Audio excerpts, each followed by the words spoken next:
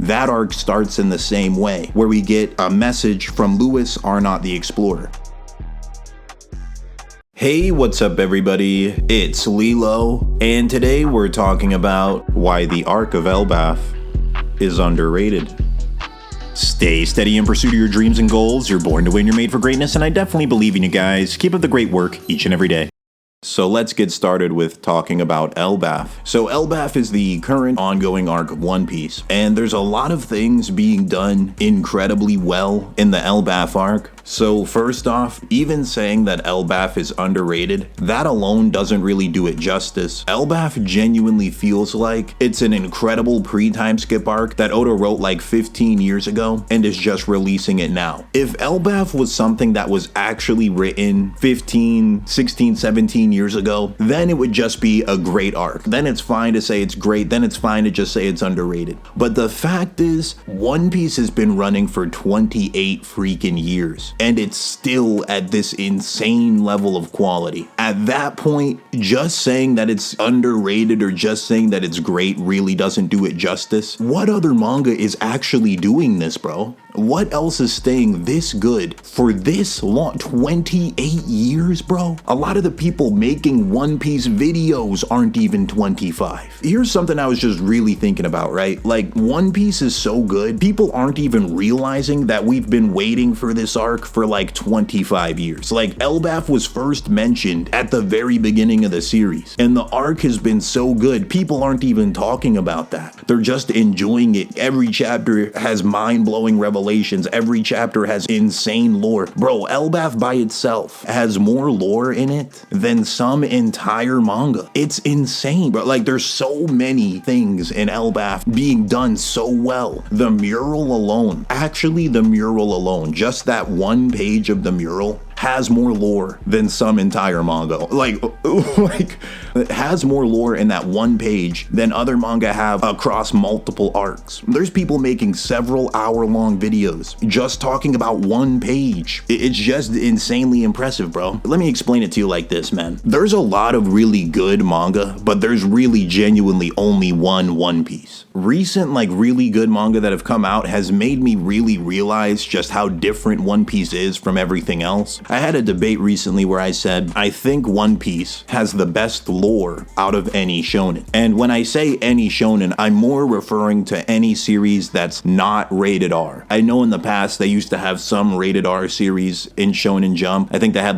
Fist of the North Star, and I think maybe JoJo was in Shonen Jump. They had some crazy series like that in there. So I'm not talking about those. I mean out of any shonen today, standards of shonen today where it's just essentially not R rated, I think One Piece has the best lore out of all of them. Not everybody likes One Piece, and that's fine. I've seen some people say that all One Piece has is length. What I would say to that is that's not the only thing One Piece has. It also has depth. I can give you an example, right? How about we talk about 2 pages, okay? In these 2 pages here, there's so many different things. There's so many different callbacks. There's so much lore packed into these 2 pages that I could talk about them for about 30 minutes. So one thing here, we have Luffy with this X on his arm. This is a callback to Alabasta when they made an X on their arm when talking to Vivi, saying if you see this mark, you know we're always going to be friends. That's a callback from 20 freaking years ago. Robin looking at it saying it just seems familiar to me is pretty cool, because Robin wasn't even an official member of the crew at that point, so she was kind of lurking seeing this happen. Then we get this line of dialogue where they're talking about Hajrudin and saying how he's a follower to Luffy now, and then they just casually reveal that Hajrudin is actually the son of the king, so that makes Hajrudin royalty. He's a prince, and that's really crazy. It changes the way that you see Luffy's fight with Hajrudin back in Dressrosa. You just think about it, Luffy was one-shotting the Prince of Elbaf back in Dressrosa casually while he was wearing a sunflower shirt, and Elbaf has all this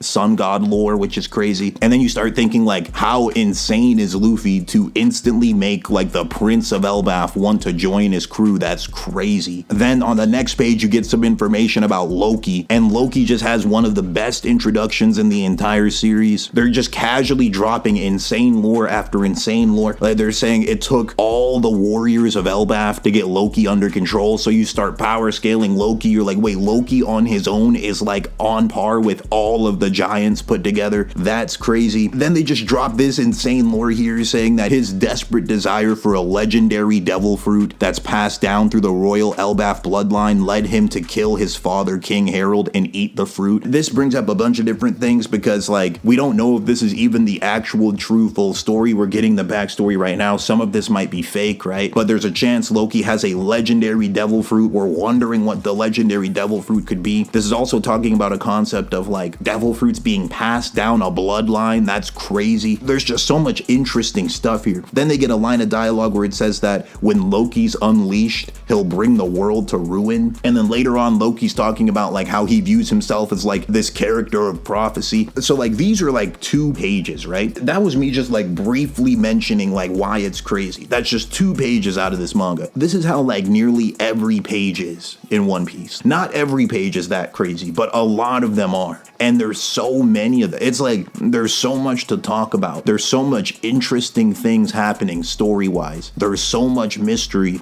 and it's just impressive. So saying that it just has length is not accurate. The story itself has a lot of depth, bro. So one of the things I wanted to mention is the scale. The scale of Elbaf is insane. Just because like this is an island, like a whole country made for giants. So everything is just on a much larger scale. Luffy and the Straw Hats are like ants throughout this arc, but the cool thing is even though they're like ants, Luffy is still the strongest one there. He's gone a really long way in his journey. We get to see Luffy's forms powering up. So if you look at like the parallels to previous arcs, the way Luffy gets better at using his gears is by using them all the time, like spamming the form. He's been spamming Gear 5, just using it on like fodder characters. He uses it on a snake as soon as the arc starts up. This will most likely be how Luffy ends up getting stronger with Gear 5, getting better control of it. It's already implied that he's getting better control of it already because he goes from using Gear 5 back to base form, then uses a mini version of Gear 4 with no stated drawbacks. So this is already showing us like he's getting more comfortable with the forms, getting more powerful as a result. Being able to use mini Gear 4 is crazy. There's just so much interesting things happening right from the beginning. Another thing is the Straw Hats are all together this arc, so you get some good moments with all of the Straw Hats together. That's part of what makes it feel like a pre-time skip arc again. Another thing, when the Straw Hats enter Elbaf, I actually think this might be my favorite beginning of an arc out of any of the One Piece arcs. This one might actually be my favorite out of all of them because we get this line of dialogue. It's like a message from a book or a note, and it's written by Louis Arnott the Explorer. If you go back to the Little Garden arc where we first met Dory and Brogy, that arc starts in the same way, where we get a message from Louis Arnott the Explorer. This is like a very cool callback to the Little Garden arc. This is just like a bit more lore that just makes One Piece feel like this gigantic world, bro. And then we get a page where we see all of the Straw Hats reacting to it. It's just great. It's just actually great. We also get Robin with like her old hairstyle back. There's just actually so much great stuff. Let's say if this came out 20 years ago, you'd be like, wow, this is one of the best arcs in the entire manga. This is incredible. The author is like, this makes sense. This is the author getting into the swing of things. He's like, this is like the prime of the manga. Bro, this is 28 years in. Like, how does he actually do this, bro? Like, that's what I don't understand. How is he actually making stuff this good 28 years into the runtime? There is this other really good manga that came out that was getting a lot of popularity. A lot of people were liking it. I don't know if I should say the name because I don't want to like offend any of the fan base of that manga. All right, it's Dandadan, bro. All right, I'm talking about Dandadan, okay?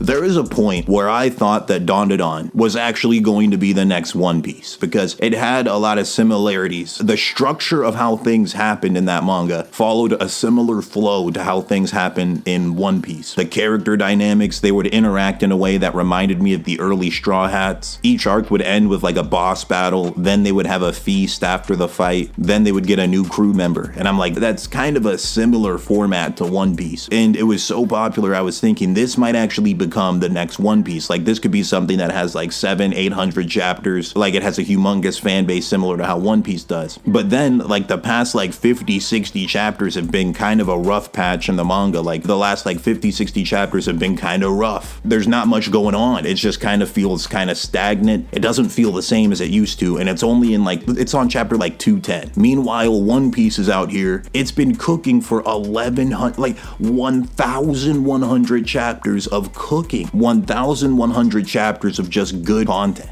I actually just don't understand how it's even possible to do that. I mean, there is so much more I can say. I've barely even talked about it, bro. Like, throw the mural in there. I've talked about like 3 pages, okay? This manga is insane. And then we get one of, if not the best flashback in the entire manga. The God Valley flashback is on another level. Well, no, wait a minute. The God Valley flashback was just a part of the Loki flashback. It's so much good content in one arc. It's insane, guys. It's insane, bro. Loki, he might be the best written character in the entire post-time skip. I just wanted to make a quick video just saying that this is literally one of the most impressive pieces of fiction. This arc being this good 28 years into One Piece's runtime is one of the most impressive feats I've ever seen a mangaka do. Oda is actually incredible, bro. Like, what I'm thinking right now, I actually think Elbaf is one of the top 3 arcs in all of One Piece. If this arc ends with Usopp getting a cool moment where he has like a moment of bravery and becomes stronger, maybe has like a one-on-one fight and defeats that guy who creates nightmares, if we get a moment like that, then Elbaf legit might become my favorite arc in all of One Piece. Each chapter I read, I'm just more and more impressed by it. This is really like a once-in-a-generation manga, guys. There's way more stuff I could say. I wanted to just express in general that Elbaf is just one of the most incredible and impressive arcs that I've seen in quite some time. Yeah, that's everything I wanted to say. Thank you guys for watching. I can't believe I did all this talking. I didn't even talk about rocks, bro. This arc is insanely good. Thank you guys for watching. I appreciate the views in the comments. Like and subscribe,